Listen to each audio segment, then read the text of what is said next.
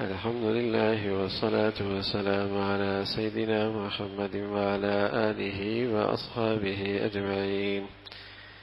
الحمد لله والصلاة والسلام على سيدنا محمد وعلى آله وأصحابه أجمعين. أما بعد فأعوذ بالله من الشيطان الرجيم. بسم الله الرحمن الرحيم. يا أيها الذين آمنوا كتب عليكم الصيام كما كتب على الذين من قبلكم لعلكم تتقون. صدق الله العظيم. اللهم صل على سيدنا محمد النبي الأمي وعلى آله وأصحابه وسلم. اللهم صل على سيدنا محمد النبي الأمي وعلى آله وأصحابه وسلم. میرے معزز مسلمان بزرگوں، عزیز بھائیوں، اسلام نے انسانیت کو زندگی کا ایک جامع، ایک وسیع تصور دیا ہے۔ اسلام نے مسلمانوں کو، انسانیت کو ایک زندگی کا وسیع تصور دیا ہے۔ دنیا ہے، انتقال ہے، شفٹنگ ہے، اور ایک اور زندگی ہے۔ دنیا ہے، پھر اس کے بعد شفٹنگ ہے، جسے ہم انتقال کہتے ہیں، پھر ایک طویل زندگی ہے۔ یہ اسلام نے انسانیت کو زندگی کا ایک وسیع تصور دیا ہے۔ اسلام نے بتلایا ہے یہ جسم کی زندگی ہے اور ایک اندر کے انسان روح کی زندگی ہے۔ جسم کی غذا ہے، اندر کے انسان کی بھی غذا ہے۔ جسمانی بیماری ہے، اندر کے انسان کا روگ اور بیماری بھی ہے۔ جسمانی صحت اور قوت ہے، اندر کے انسان کی قوت اور طاقت بھی ہے۔ یہ زندگی کا خوبصورت تصور اسلام نے دیا ہے۔ دنیا کے جن قوموں کے پاس زندگی کا یہ تصور کوئی نہیں، ان کی زندگی ناقص، ان کی دانشگاہیں ناقص، ان کا علم ناقص، ان کا لٹریچر ناقص، ان کی زندگی کی ساری پلاننگ، منصوبہ بندی ناقص ہے، اس لیے کہ انہیں زندگی کا پورا پتہ ہی کوئی نہیں۔ صرف اسلام کے دامن سے زندگی کا پورا تصور مل سکتا ہے۔ معلم اعظم محمد رسول اللہ نے انسانیت کو یہ زندگی کا پورا تصور دیا ہے۔ ربنا آتنا فی الدنیا حسنہ، دنیا بھی، وفی الآخرۃ حسنہ، ایک اور زندگی بھی۔ بلکہ چونکہ وہ زندگی پردے میں ہے، وہ زندگی پردے میں ہے، اس کی عظمت، اس کی اہمیت، اس کی شان بہت زیادہ ہے۔ تو اللہ کے نبی نے کبھی یوں بھی کہا، اللہم لا عیش الا عیش الآخرہ، اے اللہ زندگی تو آخرت کی زندگی ہے۔ اسلام نے تعلیم اس دنیا کی بھی دی، نظریہ اس کا بھی بتایا، تصور اس کا بھی پیش کیا، لیکن اگلی زندگی پردے میں ہے، نظروں سے اوجھل ہے، شاید یہ انسان اسے بھول بیٹھے۔ اس کی عظمت، اس کی اہمیت، اس کی فکر مندی یوں پیدا کی کہ اللہ کے حبیب صلی اللہ علیہ وسلم نے فرمایا، اللہم لا عیش الا عیش الآخرہ، اللہ زندگی تو آخرت کی زندگی ہے۔ یہاں کا دکھ سکھ سب عارضی ہے، یہاں کی دولت فقر سب عارضی ہے، یہاں کی صحت جوانی سب عارضی ہے۔ یہ آخرت کی تمہید ہے، یہ آخرت کی ابتدا ہے، یہ آخرت کا آغاز ہے، یہ ایک طویل زندگی کی بنیاد پڑ رہی ہے۔ سب کچھ تو آخرت میں ہے۔ اللہم لا عیش الا عیش الآخرہ۔ تو اسلام نے زندگی کا ایک وسیع تصور پیش کیا ہے۔ اتنی بڑی زندگی ہے، ایک طویل زندگی۔ اسی طرح اسلام نے یہ نظریہ پیش کیا، انسان کے جسم بھی زندگی ہے، اس کے اندر کے انسان کی بھی ایک زندگی ہے۔ بلکہ محبت کرنے والا محبوب پیارا بیٹا، ایک ہی چاند جیسی اولاد ہو، اور وہی اپنی ماں باپ کی محبتوں کا محور اور مرکز ہو، لیکن اگر اندر کا انسان روح اس سے پرواز کر جائے تو کوئی ماں اس ڈھانچے کو رکھنے کے لیے تیار نہیں۔ کوئی باپ اس کا لاشا رکھنے کے لیے تیار نہیں ہے. تو اندر کا انسان بھی ہے، وہ بھی صحت مند، وہ بھی قوت، اس میں بھی کمزوری، اس کے اندر بھی بیماریاں آیا کرتی ہیں. جسمانی صحت بھی ہے، یہ بھی ہے، اس کی بھی اسلام نے تصور اور اس کے متعلق بھی بتایا، اور اس اندر کے انسان کے متعلق بھی غذا اور دوا بتلائی. جب تک یہ زندگی کا وسیع تصور سامنے نہیں ہوگا اور اسے سامنے رکھ کر زندگی نہ گزاری جائے، زندگی میں کبھی توازن نہیں آ سکتا. کسی گھر میں، کسی سوسائٹی میں، کسی معاشرتی زندگی میں کبھی توازن نہیں آ سکتا. کبھی اس کے کردار اور شخصیت میں اور کبھی اس کی انسانیت میں بلندی اور اس کے اندر کشش اور اس کے اندر حسن نہیں پیدا ہو سکتا. جیسے اگر سواری کو غذا کھلاتے رہیں اور کھلا کر اسے بہت خوبصورت بنا دیا جائے، تیز رفتار بنا دیا جائے، بڑا طاقتور بنا دیا جائے، اور اس پر بیٹھنے والا شخص جو شاہ سوار ہے اسے کوئی غذا نہ دی جائے اور اسے اس کی صحت کا اور اس کی توانائی کا کوئی رعایت نہ رکھی جائے، سواری پہ اسے بٹھا تو دیا جائے لیکن لگام بھی اس کے ہاتھ میں نہ پکڑی جائے، تو یہ طاقتور سواری اور تیز رفتار یہ سواری اور یہ قوت والی سواری، بتائیے اس شاہ سوار کے لیے زحمت بنے گی رحمت بنے گی؟ زحمت بنے گی بھائی، زحمت بنے گی. کمزور ہوتی تو گرتا تو یہیں گرتا، اب پتہ نہیں کس گڑھے میں گرے گا. اور اگر یہ کمزور ہوتی تو صرف اپنی ذات تک اس کا نقصان محدود ہوتا، اب تو نہ جانے کس کو کچلے گی، کس کو نقصان پہنچائے گی، کس کے لیے بربادی کا نشان بنے گی.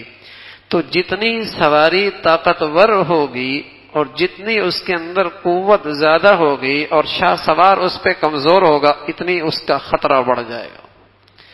اسی طرح یہ انسان ہے، اس کا ظاہری جسم ایک سواری ہے اور اس کا اندر کا انسان ایک شاہ سوار ہے. اس کا اندر کا انسان شاہ سوار ہے. اگر اس ظاہری جسم کے پاس اقتدار آ جائے، دولت کی فراوانی آ جائے، اختیارات آ جائیں، اس ظاہری جسم کے پاس اختیارات آ جائیں، اقتدار آ جائے، عہدے اور منصب آ جائیں، اداروں کی ذمہ داریاں آ جائیں اور اس کے پاس دولت کی فراوانی آ جائے، لیکن اس کا اندر کا انسان کمزور ہو، جو اس کو کنٹرول کرتا ہو، جو اس کی انسانیت کو زندہ کرتا ہو، وہ اگر کمزور ہو، جو اس کے ضمیر کو بیدار کرتا ہو، جو اس میں غیرت، حیا، دیانت، سچائی پیدا کرتا ہو، اگر وہ اندر کا انسان کمزور ہوا تو یہ با اختیار شخص اور جس کے پاس اختیار اور قوت ہے، جس کے پاس دولت کی فراوانی ہے، یہ انسانیت کے لیے اور تباہی لے کے آئے گا،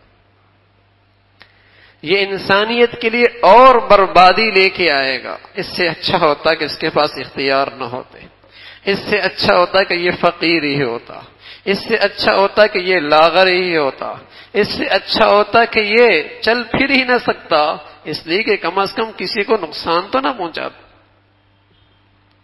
تو اگر اندر کا انسان کمزور رہ گیا اور ظاہری جسم طاقتور با اختیار بن گیا، انسانیت کے لیے اور زیادہ بربادی لے کے آئے گا. اس لیے اسلام نے تعلیم کیا دی؟ انسانی جسم کی غذا کبھی بتائی، اس جسم کا بھی تم پہ حق ہے، اسی بھی کھلاؤ، اسی بھی پہناؤ، اسی بھی راحت دو، اس کا بھی تم پہ حق ہے. لیکن ساتھ ساتھ اسلام نے یہ بھی تعلیم دی ہے، اندر کے انسان کا بھی غذا کا خیال رکھو، اس کو بھی زندگی دو، اس کو بھی غذا دو، اس کا بھی دوا دو، اس کو بھی طاقتور کرو، ورنہ تمہارے معاشرے اور تمہاری زندگی میں توازن نہیں رہے گا. انسانی جسم اللہ نے مٹی سے بنایا ہے، اس کی ساری غذا کا انتظام بھی اللہ نے مٹی سے کیا ہے. گندم بھی ہے، اناج بھی ہے، سبزیاں بھی ہیں، پھل بھی ہیں، لیکن وہ اندر کا انسان وَيَسْأَلُونَكَ عَنِ الرُّوحِ قُلِ الرُّوحُ مِنْ أَمْرِ رَبِّي، وہ اندر کا انسان اللہ کی طرف سے آیا ہے، آسمانوں کی طرف سے آیا ہے، اور اس کی غذا اور اس کی دوا اور اس کی غذا اور دوا، اس کا ایک عنوان ہے وہ اسلام کی زندگی ہے، اس کا ایک عنوان ہے وہ اللہ کے نبی کی زندگی ہے، وہ اس کا ایک عنوان ہے وہ اسلام کے احکامات ہیں، اس کا ایک عنوان ہے نماز بھی ہے، روزہ بھی ہے، زکوٰۃ بھی ہے، حج بھی ہے، امانت اور دیانت بھی ہے، سچائی بھی ہے، لقمہ حلال بھی ہے۔ یہ اس اندر کے انسان کی غذا ہے، اگر نہ ملی تو انسانی معاشرے میں توازن نہیں رہ سکتا۔ کہنے میں آئی اس جسمانی انسان کے پاس بہت مادیت ہے، لیکن بدقسمتی سے اندر کا انسان مر رہا ہے، وہ بیمار ہو چلا ہے، کہتا ہے نہ میری آنکھ کنٹرول میں ہے، نہ میرا غصہ کنٹرول میں ہے، نہ میری زبان کنٹرول میں ہے، نہ اس کے ہاتھ قابو میں ہے، یہ حلال بھی اٹھاتا ہے، حرام بھی اٹھاتا ہے، نہ اس کی زبان کنٹرول میں ہے، یہ دوسروں کی عزت نفس بھی مجروح کرتا ہے، اس کی زبان پر خیانت کے بول، جھوٹ کے بول بھی آتے ہیں، کوئی چیز بھی اس کے قابو میں نہیں رہی، اس لیے کہ اندر کے انسان کے ہاتھ میں لگام نہیں رہی۔ اندر کا انسان اتنا لاغر ہے کہ یہ زبان کو روک ہی نہیں سکتا، یہ حرام سے اپنے ہاتھ کو روک ہی نہیں سکتا، دوسروں کی بیٹی بہنوں سے اپنی آنکھوں کو بچا ہی نہیں سکتا، حرام کی طرف زبان کھلنے سے اپنی زبان کو قابو میں نہیں رکھ سکتا، حرام سننے سے اس لیے کہ وہ اندر کا انسان کمزور ہو چلا۔ یہ زندگی کا ایک وسیع تصور آج انسان مسلمانوں کی زندگیوں سے بھی نظر انداز ہو رہا ہے۔ اس لیے مسلمان معاشرے کے اندر بھی اس جسم کی بڑی رعایت ہے، اس دنیا کی بڑی رعایت ہے، آخرت فراموش ہو گئی۔ اس جسم کی صحت اور اس کی دوا اور علاج کی بڑی فکر ہے، اندر کے انسان کو یہ بھول چکا ہے۔ لیکن اللہ جو ماؤں سے زیادہ پیار کرنے والا، جو اپنے بندوں کو ناکامی کی طرف اور ہلاکت کی طرف نہیں جانے دیتا، اس اللہ کا کرم ہے اور اس کی رحمت کی ایک شکل ہے، اور اللہ اس مقدس مہینے میں اپنے رحمت کے شانے لگا دیتا ہے، شامعانے لگا دیتا ہے، اور اس کی رحمتیں بارش کے قطروں سے زیادہ برستی ہیں، اور اللہ رب العزت اس کو اپنی رحمتوں کا جشن عام بنا دیتا ہے۔ اور یہ سب اس لیے کہ اس رمضان کے اس مقدس مہینے میں انسان دنیا سے زیادہ آخرت کو سامنے رکھے اور بدن سے زیادہ اندر کے انسان کو غذا مہیا کرے، تاکہ اس کی دنیا آخرت کے اندر کامیابی اور فلاح مل جائے۔ یہ ایک رمضان کا مہینہ ہے جو اندر کے انسان کی 100% غذا ہے، اندر کے انسان کے علاج اور دوا ہے، اور آخرت کی زندگی کی طرف متوجہ کرنے کے لیے ہے۔ یہ رمضان اس لیے آتا ہے، اور اس میں ایک دولت اللہ نے رکھی ہے جو دنیا اور آخرت کا سب سے بڑا سرمایہ، جو جسمانی اور باطنی زندگی کا، اندر کے انسان اور ظاہری زندگی کے لیے سب سے بڑا سرمایہ ہے، وہ اللہ رب العزت اس مہینے میں رکھا ہے۔ اور یوں کہا یا ایھا الذین آمنوا کتب علیکم الصیام کما کتب علی الذین من قبلکم لعلکم تتقون۔ عجیب انداز ہے اللہ کا۔ ایک تو یوں بتلایا کہ تم کو مجھ سے محبت کا دعویٰ ہے، تم کہتے ہو ہم نے ایمان لایا ہے، تو یہ کیسی محبت ہے کہ ایام معدودات، گنتی کے چند دن بھی تم میری خاطر بھوکا پیاسا نہیں رہ سکتے۔ ایک تو یہ انداز بتایا یا ایھا الذین آمنوا، یہ کیسی محبت ہے کہ تم اتنی بھی تکلیف نہیں اٹھا سکتے، اور پھر وہ تکلیف زیادہ لگتی ہے جو ایک آدمی پر ہو، چند لوگوں پر ہو۔ یہاں تو اللہ نے فرمایا یہ روزے تو صدیوں سے جاری ہیں، ہر امت پہ جاری ہیں، پھر کس چیز کی تکلیف؟ اور پھر تیسری چیز بتائی لعلکم تتقون، جب کوئی بڑا سرمایہ ہاتھ آنے لگے اور کوئی بڑی دولت ملنے لگ جائے تو اس کے لیے مشقت نہیں لگتی، اس کے لیے تکلیف نہیں لگتی، اس کے لیے مشقت اٹھانے میں مزہ آتا ہے، اس میں تکلیف اٹھانے میں مزہ آتا ہے۔ کیا کہا؟ لعلکم تتقون، اس نسخے کی برکت سے تمہیں ایک دولت ملے گی، اور صدیوں سے آزمودہ ہے کہ اس نسخے سے یہ دولت ملتی ہے، اور وہ دولت ہے تقوی کی، وہ دولت ہے گناہوں سے پرہیز کی، یہ وہ دولت ہے جو تمہاری دنیا سنوارے گی۔ وَمَن يَتَّقِ اللَّهَ يَجْعَل لَّهُ مِنْ أَمْرِهِ يُسْرًا، جس کے پاس تقوی کی دولت ہوگی اللہ اس کی مشکلات آسان کر دے گا۔ وَمَن يَتَّقِ اللَّهَ يَجْعَل لَّهُ مَخْرَجًا، جس کے پاس تقوی کی دولت ہوگی اللہ ہر تنگی سے اس کے لیے راستہ نکال دے گا۔ دنیا بھی تمہاری اس دولت سے سنورے گی، آخرت ثُمَّ نُنَجِّي الَّذِينَ اتَّقَوْا وَنَذَرُ الظَّالِمِينَ فِيهَا جِثِيًّا، لیکن سب لوگ جہنم کے اس پل صراط کے اوپر سے جب گزریں گے تو اوندے منہ اس پل صراط میں گرتے رہیں گے، لیکن ثُمَّ نُنَجِّي الَّذِينَ اتَّقَوْا، جن کے پاس یہ تقوی کی کرنسی ہوگی وہ بآسانی اس پل صراط سے گزر جائیں گے اور پھر آگے جائیں گے۔ وَسِيقَ الَّذِينَ اتَّقَوْا رَبَّهُمْ إِلَى الْجَنَّةِ زُمَرًا حَتَّى إِذَا جَاءُوهَا وَفُتِحَتْ أَبْوَابُهَا، جب جنت کے قریب جائیں گے جیسے بڑا آدمی آتا ہے تو اسے دروازے کھولنے کی انتظار نہیں کرنی پڑتی، اس کے لیے دروازے پہلے سے کھل جاتے ہیں۔ اس کے پاس تقوی کا سرمایہ ہے، اللہ جنت کے دروازے اس کے لیے پہلے سے کھول کے رکھیں گے۔ وَسِيقَ الَّذِينَ اتَّقَوْا رَبَّهُمْ إِلَى الْجَنَّةِ زُمَرًا، تقوی اس کے پاس ہے۔ تو میرے عزیزو، یہ تقوی کا سرمایہ اس مقدس مہینے میں نصیب ہوتا ہے، اس مقدس مہینے میں نصیب ہوتا ہے۔ یہ وہ دولت ہے جو دنیا آخرت سنوارتی ہے، ظاہر باطن کی سب سے بڑی غذا ہے۔ اندر کا انسان بھی اسی سے طاقتور ہوتا ہے کہ اسے تقوی مل جائے۔ لیکن میرے عزیزو، میری زندگی کے 30 سال 40 سال 50 سال ہمارے زندگی کے گزرے ہیں، لیکن ہمیں تقوی نصیب نہیں ہوا، ہمیں یہ دولت نصیب نہیں ہوئی۔ میرے عزیزو، تقوی اس نسخے میں کوئی شک نہیں ہے اور اس نسخے کی تاثیر میں کوئی شک نہیں ہے۔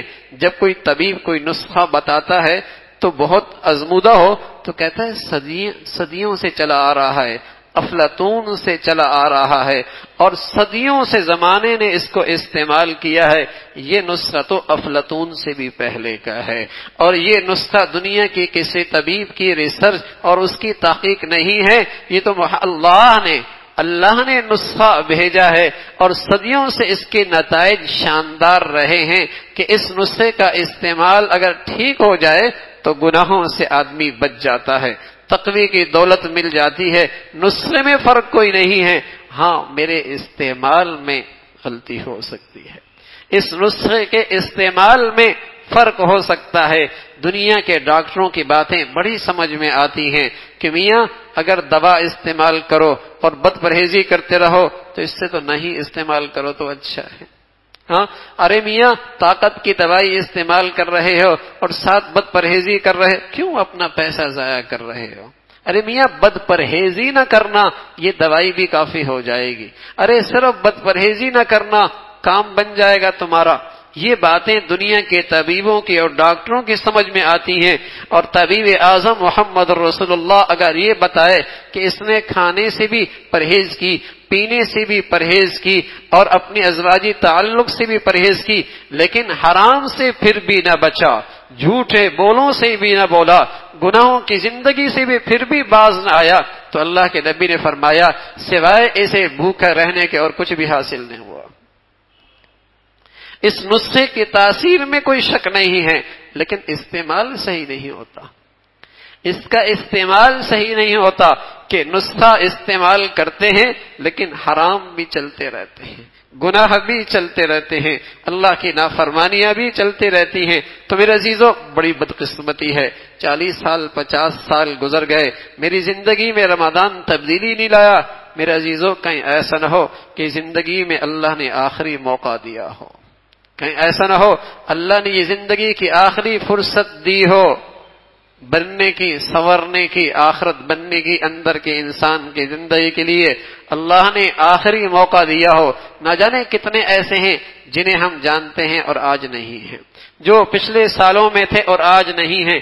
آج اللہ نے ہمیں صحت بھی، عافیت بھی، خوشحالی بھی، فرصت بھی اپنے گھر میں آنے کی اور اپنی باتیں سننے کی توفیق دے رکھی ہے، یہ سب اللہ کی نعمتیں ہیں۔ اگر ان نعمتوں میں رہ کر بھی اس دولت کی نہ قدری نہ کی تو میرے عزیزوں کہیں ایسا نہ ہو کہ یہ دولت ہاتھ سے نکل جائے اور سوائے افسوس اور حسرت کے اور کچھ نہ رہے۔